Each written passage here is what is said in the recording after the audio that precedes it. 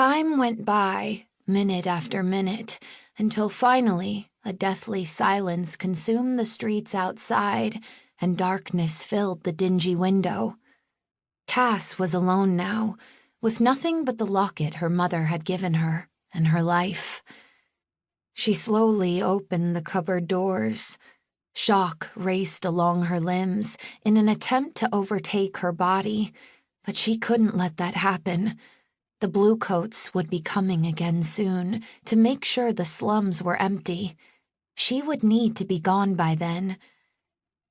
Cool air brushed against her sweaty face as she focused on the room. She could barely see in the darkness, but she knew where everything was without looking. Her father's pack hung by the door on an old nail.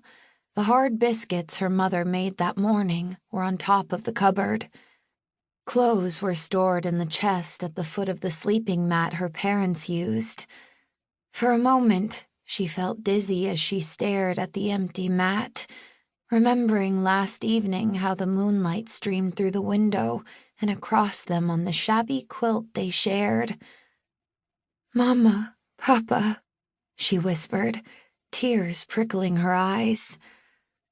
Cass stood and made her way around the room, letting her fingers be her eyes as she collected what she needed.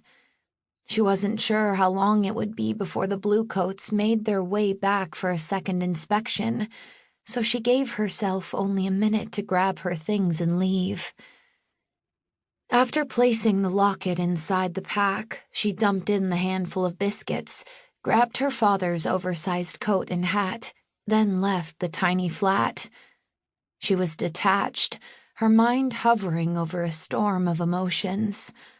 All it would take was one anguishing thought, and she would plunge into endless grief. She clenched her hand around the strap and made her way along the narrow streets that connected with countless others, like a dirt maze within the slums. Far off where the slums ended and the mist began, a fiery wall burned to keep newly turned away at the border. The bright orange light flickered off decrepit buildings, providing a dim glow until even that was swallowed up in darkness. Then shadows filled the void. Not even the moon shone, or the stars, for the smoke from the fire hid everything and filled the air with its acrid smell. Cass knew very little of Bellhold, other than it was the largest mountaintop city on the eastern side of the world, and the one where she and her parents had moved to months ago, which meant plenty of places to hide, as long as she avoided going up the mountain. Her kind was not allowed along the upper peaks of Bellhold.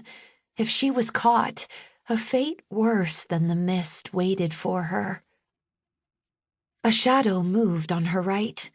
Cass clutched the pack to her chest and held her breath. A bluecoat? A lucky survivor like herself?